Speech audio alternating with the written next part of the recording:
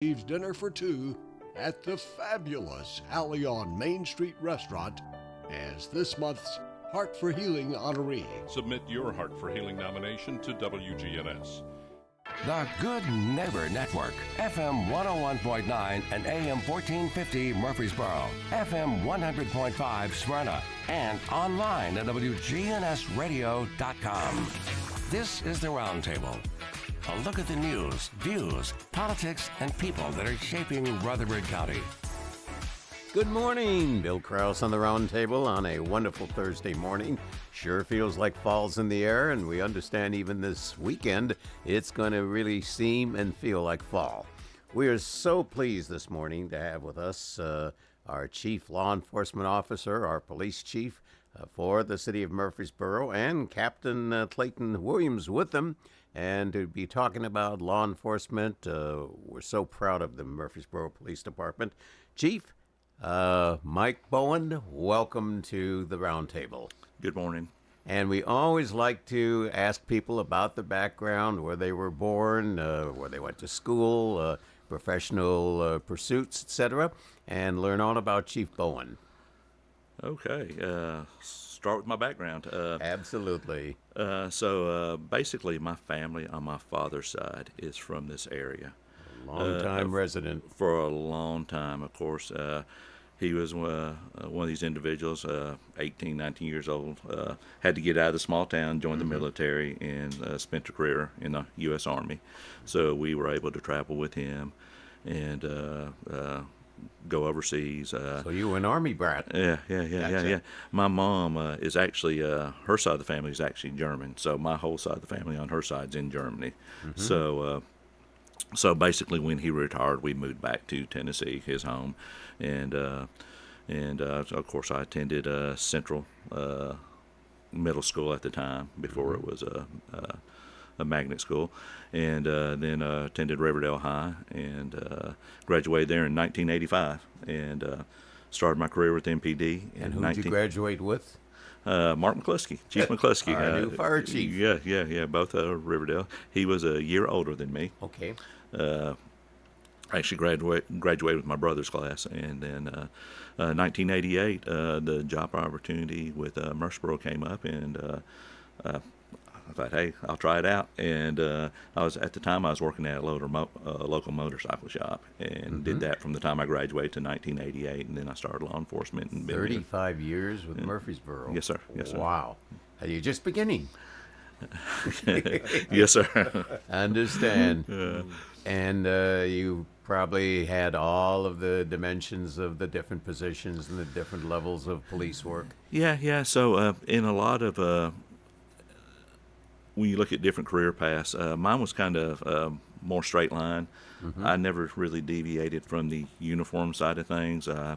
Came up as a patrol officer and kind of stayed in that rank structure up to my current position. A lot of people you'll see that will have some experiences with internal affairs or CID, but mine was pretty much a straight line path where I was pretty much in uniform my entire career. You want to introduce your gentleman to your right? Yes, sir. Captain Clayton Williams.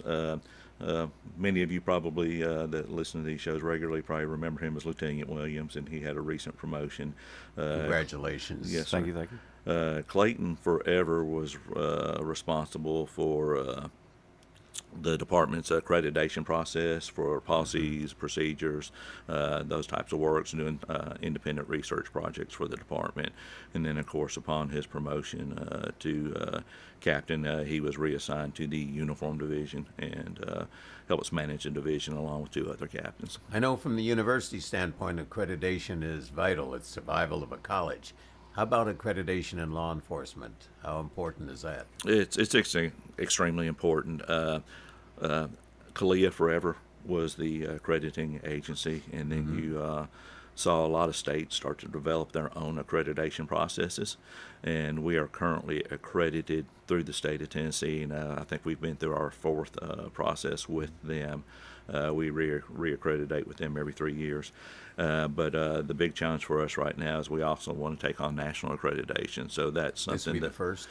Yes, sir. Yes, sir. And that's something that we have budgeted for, and it's something where we plan on hopefully getting that started. We've not formally started, but I see January 1 as our formal kickoff, and then hopefully our goal is 18 months, hopefully, to have that completed and have the national accreditation as well. Tell us about the police department, its personnel, its functions, and so forth. Since it has shown growth, as Murfreesboro and Rutherford County has certainly shown growth. All right. So just talking about the functions of the police department. Currently, we have we're divided up into divisions. Currently, there's myself as the head of the agency, and there's one deputy chief, chief general, and then in our rank structure, it jumps to captains. I think in a lot of agencies, you'll see different layers: colonels, assistant chiefs, majors, things like that. So basically, our rank structure follows me, deputy chief, and then to the captain structures. Captains manage a division, or they share management of a division, of course, with the uniform division, which is the largest. You have a couple hundred officers. You have 3 captains in that division to help manage those functions. But other than that, you have your administrative services division. They handle all of our training. They handle community outreach. They handle recruitment. They handle things of that nature. You have our operations division that handles our records keeping and also manages our Office of Professional Responsibility. You have your Criminal Investigations Division and the Uniform Division, which are the 2 largest. Good question in the fact that we just recently added a School Safety Division. Excellent. So we've gone from 5 divisions to 6 divisions, and that's one that we've newly put into place because we want to really stress put our focus on that school safety and make sure that we're doing all the things possible to keep our schools as safe as possible. Your total number of budgeted positions is 315, and going back to divisions. Remember operationally that the police department has the communication section, so we dispatch both police and fire. So they do law enforcement dispatch, they do the fire dispatch, and of course they do the emergency medical dispatch for the fire department as well. So that's another 40-something members on our staff. Looking back 35 years ago, the first day you went out on patrol, how has Murfreesboro changed as far as law enforcement and challenges and opportunities since that day a few years ago? You can never envision where the city is now to where it was then. I remember when we were making some moves from the old building to the new building, and just I even looked on some projects I did in like 2012, and one of the project estimates was we're going to be at 100,000 people, and here we are at 160, 170, right. Just depending on who you talk to. So nobody can I don't think could have anticipated what we look like now compared to back then. I'll tell you a lot of things. The challenges in law enforcement are pretty consistent. Your domestics, your violent crimes are all pretty consistent. But then there's a lot of other things that police departments have taken on, and we kind of touched on that earlier. The homeless outreach. We're trying to do other things to address issues, quality of life issues in the city, things like that. So it's really, as far as our type of services, has expanded greatly. When we talk about co-responders, I don't think we would have envisioned that, at the start of my career. Even technology? Technology's huge. Police radio in the 1980s, what was that like versus today? You had a large radio, and every car shared a radio. So basically, it was up to the guy to keep that radio charged for you till when you came on shift. You can pull it out of the charger, and it'd be ready to go. And just now, you just have everybody's got their own radios. The technology applied to the radios is just tremendous. You've got a more robust radio system in the city, and that's been a recent, past few years type thing. So it's really been set up a pretty substantial radio system in this county. You mentioned a moment ago that you had crime then, you have crime now, you had murder then, you have murder now, but those days you didn't have the drug overdose problem as we now have. Right. So when I was on the street, it was the crack epidemic that was the national issue, and of course, right now the fentanyl crisis is huge, and the amount of resources that we're dedicating to try to make an impact on that, it's just it's real concerning because this year I think we're over 200 overdoses. Wow. Right in Murfreesboro. Yeah, that we've investigated, and of course, about around 30 of those were fatalities. Yeah. Oh. So, and the big challenge is, fortunately, officers are carrying Narcan now, and I think it's available to a lot of people nowadays. So those numbers would probably be 3 times as high. Yeah, it had that, and it's just something that's it's not an everyday use, but it's used quite frequently by our officers.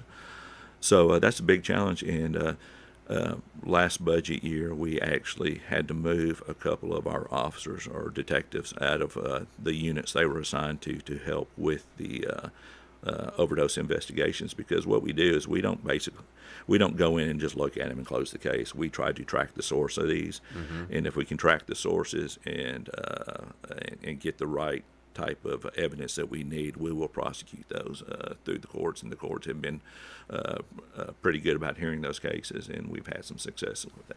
And in that 35 years, traffic's increased a little bit, I assume, on Church Street and on all of our other avenues. Traffic, a situation of significant challenge for the men and women on the street. It is. You made the comparison to going back. The bridge that goes over the railroad tracks on South Church Street. That's pretty much where we stopped, and sometimes we'd help the county with alarms out in the county, and one of the alarms was out there at Barfield Road. And I remember, we'd get sent out to alarm to help the county with the alarm out there, and it just seemed like such a far drive. Exactly. And now it's just like it's it's block away. Yeah. But it's good stuff. Murfreesboro's still an amazing city. I hope my family stays and my kids stay here and live here, because I just think it's a great place to live and to work and visit. So, well, having said that, the attractiveness for a young man or a young woman today, despite all the challenges and despite all the issues and problems, a young man and a young woman looking at law enforcement as a career. Wonderful career. Yes, I tell people that law enforcement, and there's other careers that are this way, but law enforcement's a career to where you're going to be outside the norm as far as working hours, as far as schedules, things like that. And I mean this sincerely, and I don't mean it as just lip service. You can truly, every day that you're at work, impact somebody's life. Make a difference. You can make a difference every day, and it's pretty humbling to have a conversation with somebody and not realize the impact that you've had in somebody's life until 10, 15 years later. They pull you aside and say, hey, remember that night? You pulled me over the night you did this, and we talked. Well, it changed me. And that's true. You can have an impact every day. So if you're geared that way and that's what motivates you, it's the right job. That's one of the things that I've always been impressed by the police department here in Murfreesboro, actually impressed with most men and women in law enforcement, is that on the one hand, they've got to have a head for the suspect. They've got to have a knowledge and an awareness and a certainly excellent training and quick mind thought to be able to respond. But so many of the men and women also have a heart for the victim, right, and a heart for the people who have suffered and so forth. And I think the amount of stories that I have personally heard over the years of just how a police officer has helped and intervened and had been involved and has been just a calming influence, as well as to a degree, a motivating influence. And I think those are the things we rarely hear of, and yet it's what makes the men and women in blue so significant. Right. And there's a lot of those stories out there. A lot of times I'll hear about some of those stories years after they've passed, because a lot of the officers involved in those are pretty they basically tell people, hey, I'm not doing this for recognition. Keep it quiet. I'm going to help this family out. And you don't hear about it, but then you meet other people on the street who are affected by those decisions, hey, such and such time, this officer helped me out. Here's what they did for me. It's like, wow. I think it's the good stuff. responsibility of we in the media to be sure those stories, if we're not affecting somebody's anonymous condition, are told. The stories, probably a day doesn't go by in Murfreesboro where a good deed and a good word and a good assistance. How would you recommend to citizens to better prepare themselves, either in terms of property protection, burglary, lights, etc., or in terms of if you're traveling, what should you do to protect yourself in terms of being aware of the world around you? Yeah, and I think especially when you're traveling, just be aware of the places that you're going to. I mean, information is so available nowadays, and just really having that, being aware of your surroundings at all times. That's key. Just pay attention to what's going on around you, and if your gut tells you something's not right, rely on those instincts and those what you see around you, and act accordingly. Some of the biggest challenges we have right now involve thefts of motor vehicles and auto and burglaries at homes of vehicles. And one of the things that you have to really be in tune to right now is some of those encounters with some of these suspects can be pretty concerning. I think we've had 3 incidents where people have been shot at. And just make sure that if you're going out and you suspect somebody in your driveway, call us. This attempting to confront people is not a good idea because, like I said, some of these individuals doing these crimes have a mentality to where they don't care. So things like that, just making sure that that when you go out into your driveway at 11 o'clock because you forgot something in your car or something like that, just having that awareness. And the key point is take your keys out of the car. How many people will run into a store to buy something quickly and leave either the engine running or the keys in the car? Yeah. And I'm going to lead into this too. We were talking about crimes. One of the biggest things that we're concerned about right now is the number of weapons that are being stolen from guns, from cars, and people just leaving them in there, leaving key fobs in cars. Those are huge things. Now we have the concerns with the two of the Kias and the Hyundais with the theft of those vehicles because there's some and making sure that people, I think people are recommended just mind something as simple like the old club. You remember those? Yes. Using those on your vehicles to help secure them. So Clayton, if you're looking at something, I'll let you add. Speaking of that, for anybody who's may own one of those vehicles or curious more about it, we put out a post on our Facebook page about 6 days ago. You can go look, and there's a link to that story there, just kind of giving some tips and advice to help prevent those things from happening if you own one of those particular cars that are in that realm right now. Yeah. And that may not have been a direct answer to your question, No, but no, I felt it was important because important. that's a pretty big issue for us right now. Yeah. Being so close to I-24 and being a main corridor from Georgia, Chattanooga up through Nashville, is the fact that we have the corridor of I-24 significant and the impact on crime? I can tell you that people use that corridor to hit some of the exits, to hit some of these neighborhoods and some of these businesses off the exits and do whatever they intend to do, and then they're able to get back on those interstates and go back to whatever area they came from. Do you recommend, and sounds so simple, but yet many people do not do it, do you recommend that people maintain significant lighting around their houses at night? Absolutely. I do. I still do. And, of course, with the Ring cameras and all the other technology in place, there's so much that can be done around the home that doesn't involve actually hiring a security company anymore. There's so many things you can just do on your own to self. And lighting, I'm big on lighting. So definitely would be one of the recommendations. Have we had any spike in things like burglaries or in terms of robberies, etc.? I'm not talking about crime against person, but crime against property. Has that been a fairly significant area? The trend we're seeing right now is the auto burglaries and the auto thefts are huge. and it's not just a Murfreesboro thing. It's nationwide. And in Middle Tennessee, you'll see that these groups are organized and they're pretty. They have a plan when they go out. Is this also including carjacking, or just basically? No, overall. Now, I can speak for Murfreesboro. Most of it is just car thefts and breaking into vehicles. And, of course, like I said, we've had incidents where homeowners have gone out and actually been encountered by the suspects, and we've had people that have actually been shot at. Wow.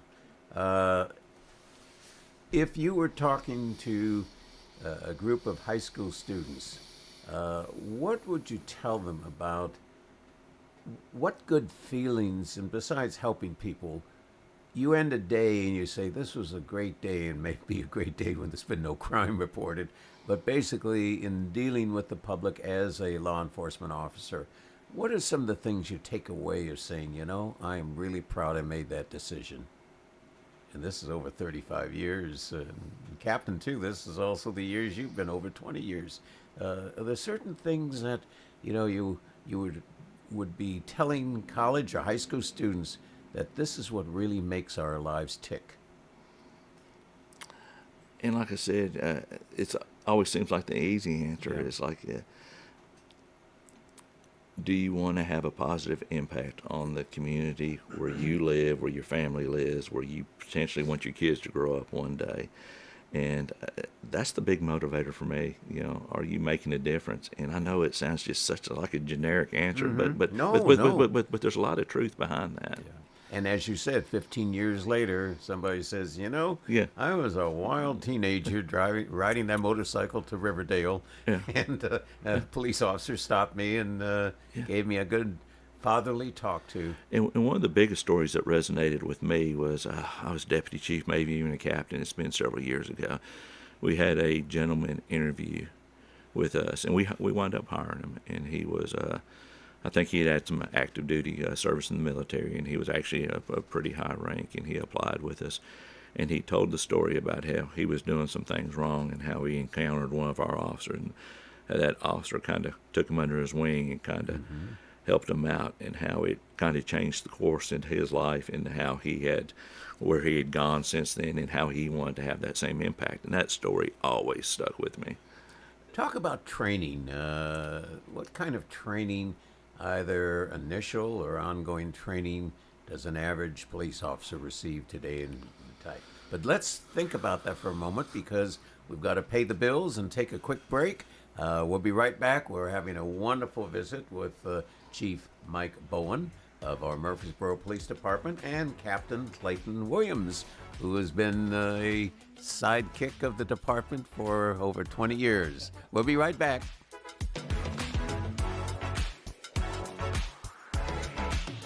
Finding that missing shin guard, remembering whether it's a home or away game, getting the right kid to the right playing field on the right day. Why are simple things sometimes so complicated?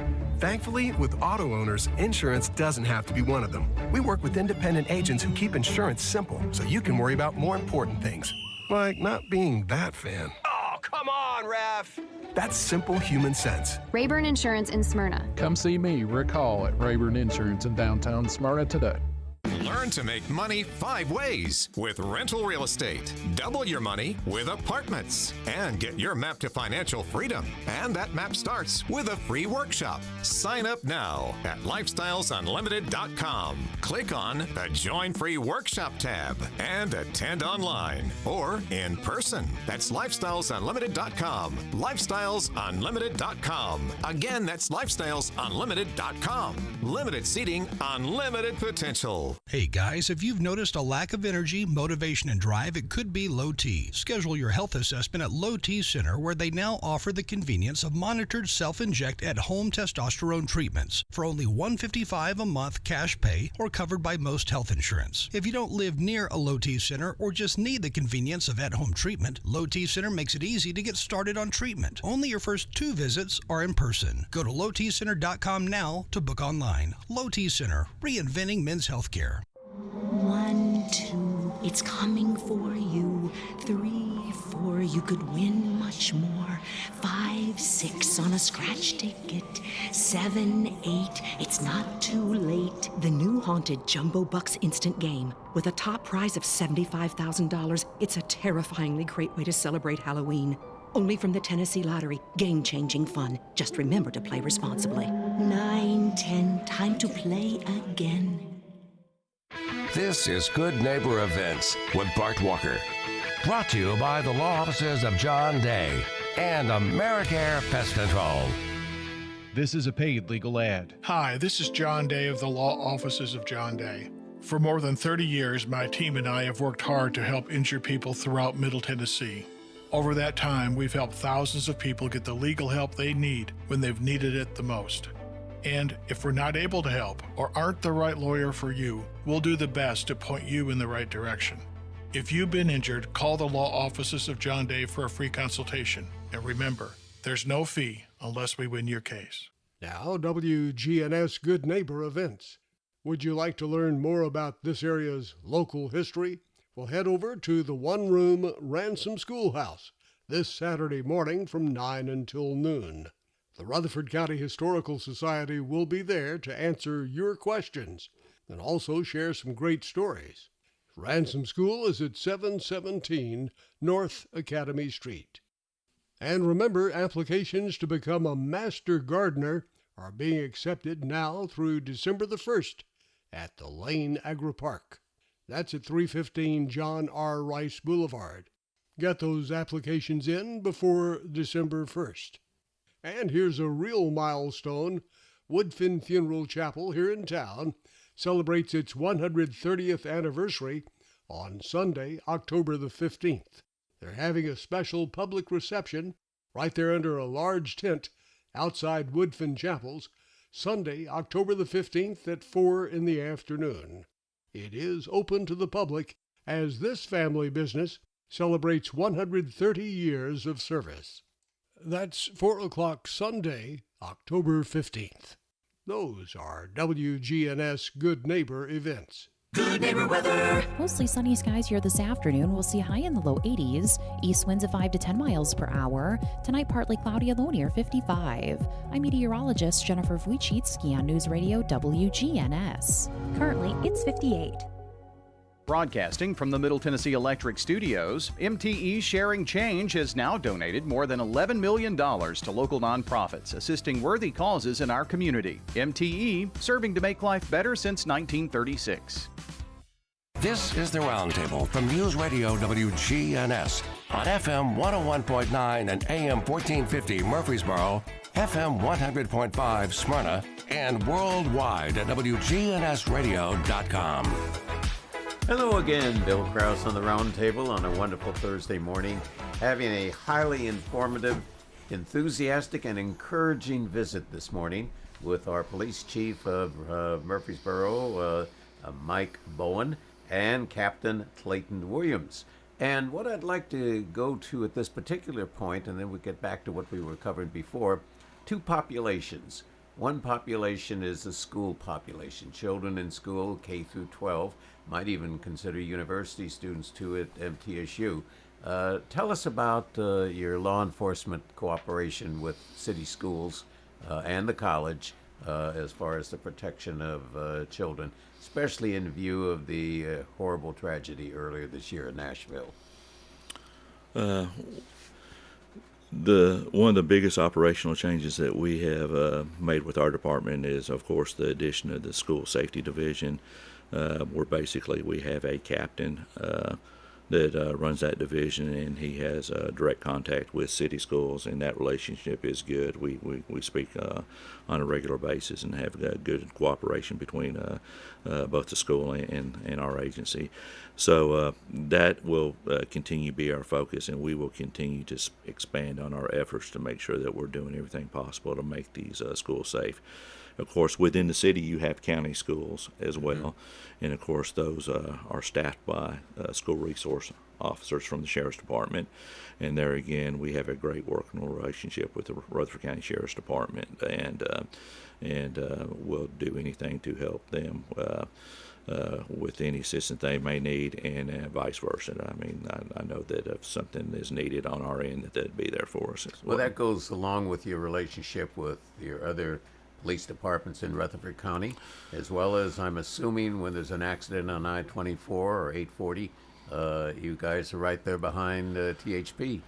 Right. So yeah, there are definitely jurisdictional boundaries where everybody has their areas that they cover, but and on a day-to-day basis, we may not go to those areas to work specific incidents, but there's always that knowledge that if something were to happen that required assistance from other agencies, that we would be there for each other, and that spirit of cooperation is definitely there. And we're very fortunate in this county to have those relationships. It's not common, and it's Right. certainly an exception. Right. Going the other end of the spectrum, senior citizens in Murfreesboro, are they victims of scams on a continual basis?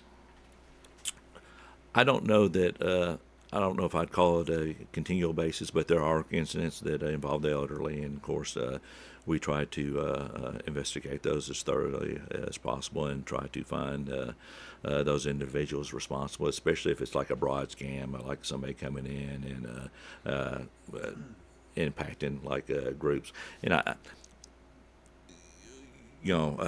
going into an area officer in a particular service and not following through, things like that. So we definitely are cognizant of those incidents and try to investigate those. And then there's some things that happen on more of an individualized basis, where it might be that it's not like a widespread attempt to take advantage of the elderly, but it might be on a more personal level involving family members, things like that, and those get the same attention. We investigate those thoroughly.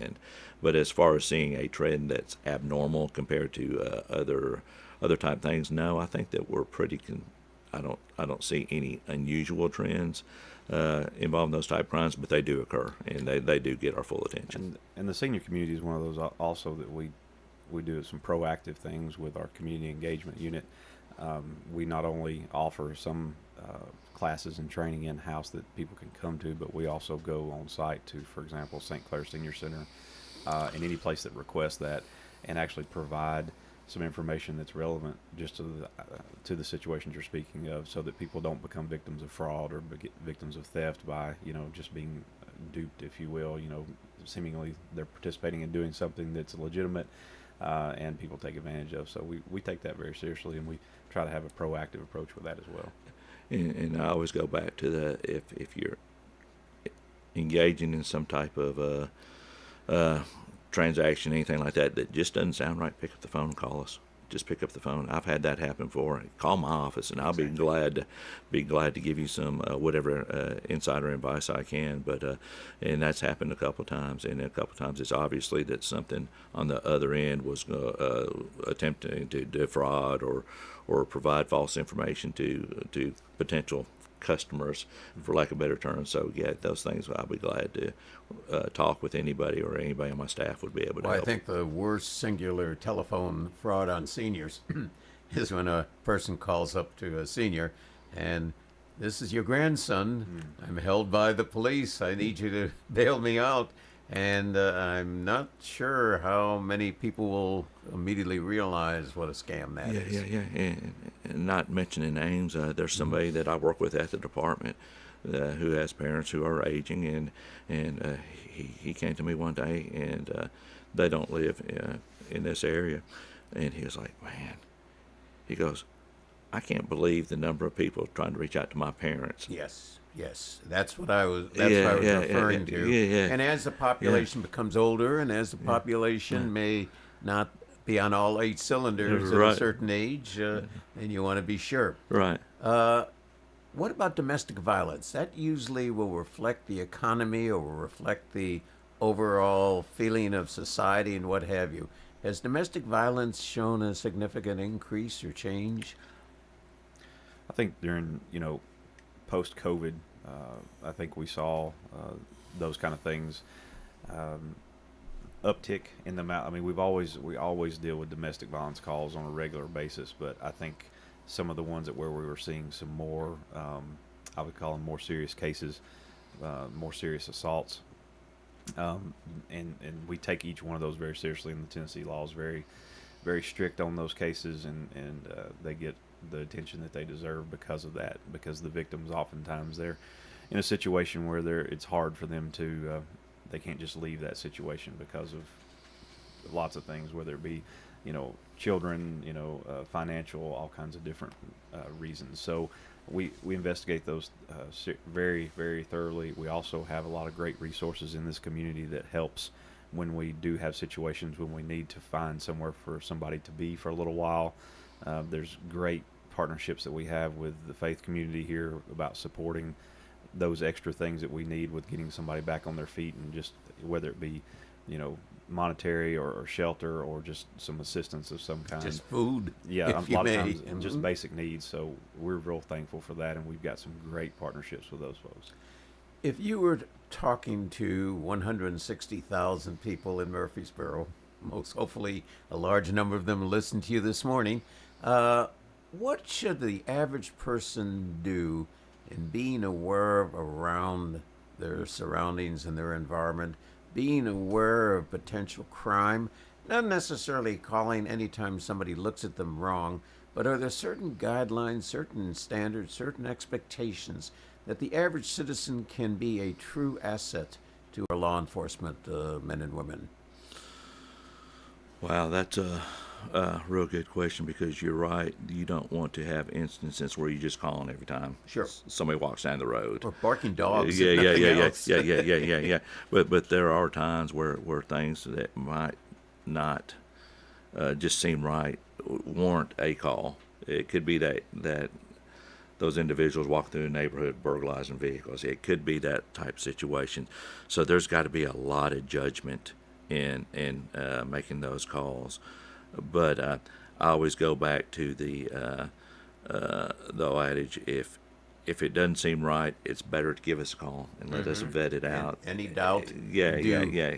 And at least we can at least check on it, because like I said, some of those things are just a judgment call based on circumstances. So I don't know that there's a blanket answer for that. But Clayton, I don't know if you want to chime in on that. Yeah, it's a tough one. I don't really have anything to add. And a lot of it has to do with perspective. Oh, exactly. We don't want to send out the message that be the eyes and ears on 24/7. And anything, everything, all things you see, immediately call 911, especially and so forth. And we'd overload the system. But at least to be aware of your surroundings. Exactly. If you see somebody walking the street, not necessarily as a neighbor, what have you, but and we do get a lot of solicitations in neighborhoods, business solicitations, and it may or may not be legal, especially in a condominium community. But the Corey, one thing, you said a great thing that spurred something there. I would say a lot of times, in the interest of our comm center, they're very busy and they handle a lot of calls, and a lot of times when these things come in, they are covered up. But if you can, the more information that people can give us when they do call, and if they can be patient to give us that and not be, I know it's frustrating sometimes, but they have a protocol, a lot of questions they have to ask to try to help figure out what is the best response and what does need to happen. So that's the big thing. If you're going to call in something like that, please try to give us as much information as you can. And obviously it's emergency, you get what you can, but for those ones that may seem lower, not as exigent, if you will, the more information we can have helps us a lot. We'll be right back. We're on a wonderful conversation with Chief Mike Bowen and Captain Clayton Williams from the Murfreesboro Police Department. We are very proud and we are very fortunate to have men and women of this nature in our police department. Hi, this is Chip Walters with Exit Realty Bob Lamb & Associates. You might know me as the voice of the Blue Raiders, but I want to be your trusted advisor in real estate. Whether you're buying or selling, it's time to choose Chip. Do you have a growing family and need to upsize? Are you an empty nester now and need to downsize? Are you thinking of selling your current home but just worried you can't find something else? Well, it's time to choose Chip. I'm looking to be your trusted advisor in real estate. I'm Chip Walters with Exit Realty Bob Lamb & Associates. Cover My Assets Insurance Group. One size fits all does not work with t-shirts, so why would it work for health insurance? At Cover My Assets Insurance Group, we do the hard work for you and find the plan options that are best for you. We have over 18 years of experience. Let us use that for you. Call Cover My Assets Insurance Group today at 615-345-0411. We help make health insurance make sense. That's CoverMyAssets.com. This is Mike Cutter, owner of the award-winning family-owned home care agency Honey Hill Home Care, the non-medical home care agency for seniors in Murfreesboro. Don't let worry consume your family. Experience the difference at Honey Hill Home Care. Check us out online, honeyhillhc.com. Here at Bud's Tire, we make buying Michelin tires simpler. I'm Allison Mitchell with Bud's Tire Pros. We offer a straightforward approach to service, including nationwide warranties with every purchase. Stop in today to see our full lineup of Michelin and BF Goodrich tires. For whatever you drive, Michelin and BF Goodrich have a tire to fit any need. Bud's Tire Pros, hassle-free, guaranteed. We're located on East Main Street, exactly 3 miles from the town square, 1 mile past Rutherford Boulevard. Visit us online at budstireprostn.com. This Halloween during our Clown Town, The Awakening, the ghouls at Splashes, a frightful car wash filled with ghosts and angry clowns, stand ready to give you the fright of your life. Find The Splashes Car Wash Halloween schedule on Facebook under Splashies. Middle Tennessee football fans, are you ready to score big? We have an unbeatable ticket offer that will blow your mind. Experience the thrill of the game with sideline reserved seats for only $24 or end zone reserved seats for just $18. Join us inside Floyd Stadium for an unforgettable home MTSU football game. Don't miss out on this amazing opportunity to witness our favorite local team in action. Get your tickets now and be a part of the excitement. Head to goblueraiders.com/tickets to purchase yours and secure your spot at the game. Go Blue Raiders! This is the Roundtable from News Radio WGNS on FM 101.9 and AM 1450 Murfreesboro, FM 100.5 Smyrna, and worldwide at WGNSradio.com. Bill Krause for our third and final segment on this beautiful Thursday morning Roundtable, having a delightful visit with our Chief of Police in Murfreesboro, Mike Bowen, and Captain Clayton Williams. Before we go on, I'd like to compliment you, Chief, on your right hand, LaFonda. She has been wonderful to work with, LaFonda Rudd. Did I pronounce it right? Rudd, not Rude? Yes, Rudd. sir. Yes, sir. And she has been just wonderful. So my on-the-air compliments to LaFonda. Yes, sir. We were talking earlier about traffic.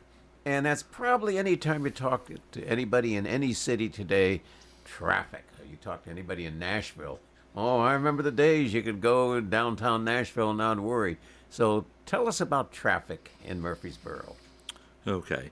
So we do have a lot of traffic complaints, and we're trying to better address those complaints. So one of the biggest things that we did this year was we actually developed a full-fledged traffic unit. Of course, it's in its infancy stages, and we're just getting that up and running. But our goal is to make sure that we're providing our resources in the right places at the right times.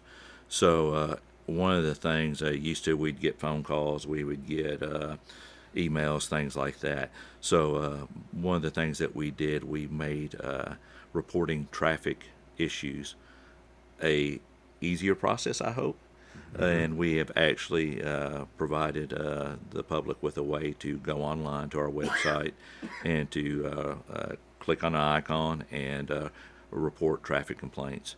There's two types of complaints that we try to address. I think that you might live in a neighborhood where you're like people are speeding down my road every day between 4 or 5 o'clock, and it's a chronic issue. And those are the types of things we want to hear. Now, if there's more serious issues, like there's a guy in the middle of this intersection doing burnouts, call us on our phone so that we can send somebody to respond. So just make a distinction that if there's immediate concerns that involve the potential property damage or life safety issues, go ahead and pick up the phone and call us on those. But on those other issues where you have traffic complaints, send those through. We have a staff that review those complaints. They're able to go out into neighborhoods where you may have a speeding complaint. They're able to set up devices to measure speeds, to say, hey, there is a legitimate complaint here, we need the staff officers here between 1 and 4 on Fridays or whatever day it may be, or it may be every day. But there's ways for us to go in there and just really evaluate those complaints and make sure that we're putting people in the right places at the right times. Traffic is a huge deal, and we plan on expanding those units.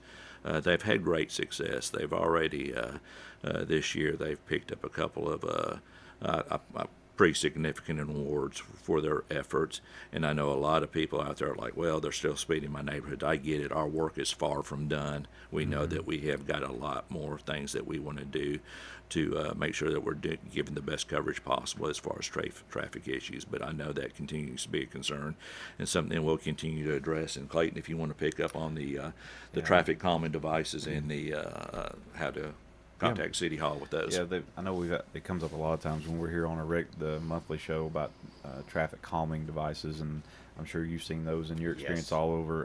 And they put a few of the speed humps in a couple of neighborhoods, and a lot of people ask, well, how do I get that? And that's something that has to be coordinated through the traffic and engineering department. Also, it has to be approved through all the functions of our government here and council. So anybody that's interested in that, they have to do some study, some research, get some actual real data to determine if that's something that's warranted. And we encourage anybody to do that. And on the heels of, it's unfortunate, but we're trending the last couple of years, it's about 6,000 traffic crashes in the city that we investigate a year. And that takes up a lot of also the time of those resources. And so we try to balance responding and investigating those as well as doing enforcement. So that's also part of the thing that we have to figure out what's the best use of those resources. And like Chief said, we want to be as out there and as active as we can. We want to stop them all, but we just don't have that kind of ability. But we're going to keep working as hard as we can to do what we can. And we follow up on all those complaints that come in now, and they get a response as to what the actual action was, what we found. So we don't let them go. It's not that we don't say we can't get to you, sorry. We look into it. We just triage those as they come in. When I hear traffic, I think of a nightmare potential that was shared several months ago on this program by the Vice Mayor, that there was a period of time when I-24 was being built, and it stopped at the county line, Davidson, Rutherford County line. And there was a hesitation for this area, either the county or the city, to sign the agreement with TDOT, and the traffic was to leave the freeway and head to Broad Street and come down Broad Street. And, if you ever want to think of a potential, if there wasn't an I-24 through Rutherford County and you had all of the southbound I-24 traffic coming down Broad Street, I think your world would be a little busy. Right. Certainly. All business. Are the traffic signals coordinated, would you say? Do you work with traffic engineering in terms of traffic signal to ensure flow? Yes. That's an old thing that I go way back to my early public administration days. There's a few lights that are still around town in some of the older that have been around a long time, and from the arterial roads that still have sensors on the ground, but most now they have moved to everything that's on the major corridors.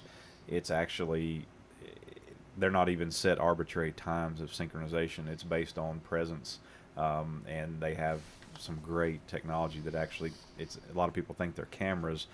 They are in a sense, but what it is, it's picking up movement in vehicles, and if it sees that there's someone waiting there, that's why a lot of times if you're traveling through at night, the light will cycle a lot faster because it sees like, oh, there's not anything coming the other way, I can do that.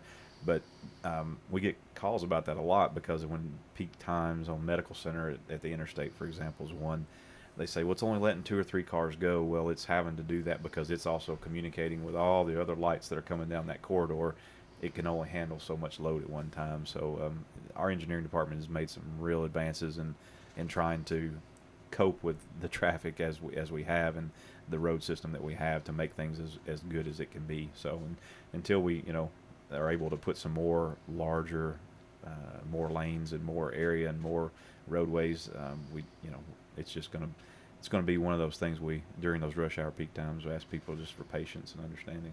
Most people do not realize the extensive computer system that each traffic signal entails and its linkage with other traffic signals.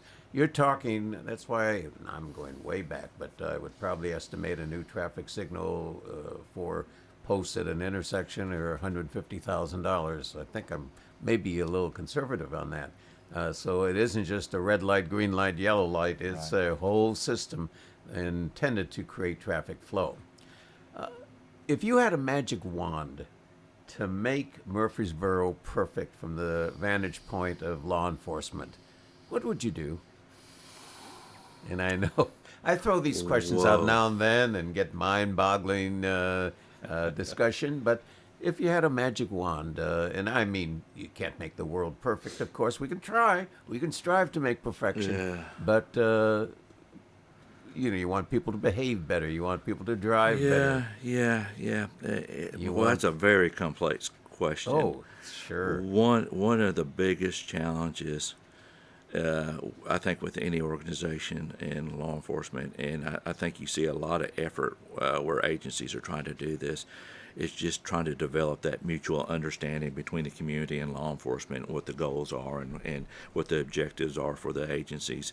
And that's a big challenge because when we have groups come through, I know so many times people drive by the police department or they drive by facilities and they just see the exterior. Mm-hmm. And I always go back to this. There's a lot of people working inside that building to make this city safe and that are trying their best to do the right things. Do we always do things right? No. But I think we have a level of accountability to where we address those things when we don't do right. But there's a lot of love and just a desire to serve the community well by the people at the agency, and I'm proud of that. And I guess the biggest thing is just if I could do one thing, it's just to help continue to foster that relationship, to develop that relationship, to improve that relationship, to where the safety of the city isn't just a law enforcement thing; it's a community-wide effort. Well, you need a sign at the entryway of the city. Crime is not welcomed in Murfreesboro. Or it could be that.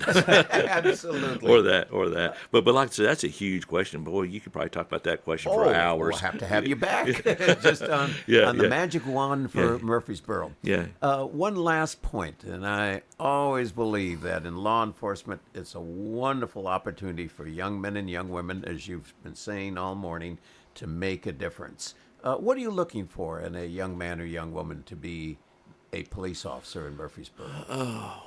Somebody that's not easily discouraged, because we're finding a lot of times now that people get discouraged through the academy phases, things like that, and just know that it's a commitment and that you can do it. It's not impossible. It's challenging. There's things that you'll have. There's some sacrifices you'll have to make, especially when it comes to that work-life balance. We just can't shut the doors at a certain time of the day, close shop, and give it. So there's some personal challenges that you'll have to make. But the big thing is just to encourage people to, if you want to do it, to stay firm. Don't be discouraged, because it's a challenging job. It's a difficult job. You have to get in and establish yourself, but it's not impossible. It's something you can do if you want to do it. Well, the most interesting thing is, and you are dealing with the worst 2% of the population, and how you come home and the spouse may say, "So, honey, how was your day today?" Well, we had 3 homicides, 4 burglaries, 6 auto wrecks, and so forth. So you are dealing with the more negative side, and you have to keep an upper lip, have to be self-motivated. Right. Definitely have to be self-motivated. And like I said, a lot of that motivation comes by, what are you actually wanting to do with your career? If you're wanting to serve the community, make it safe, that motivation is going to come hand in hand with that. So, but I'd encourage anybody, even if you're thinking about it, at least talk to our recruiter. We have a full-time recruiter, Sergeant Jason Higgins. You can reach him at the police department, and he will sit down and have a conversation with you about the pros and cons of law enforcement and whether or not it's a good fit for you. We have had a delightful morning visit, one of our most delightful, with our Chief of Police in Murfreesboro, Mike Bowen, and Captain Clayton Williams. 2 men that reflect, I think, personally, strongly think, are so reflective of the high quality, high dedication, high commitment of the 300-plus men and women that serve this community as the police department. Thank you so much, gentlemen, for being with us. Keep up the wonderful, marvelous work. Thank you for having us. Thank you.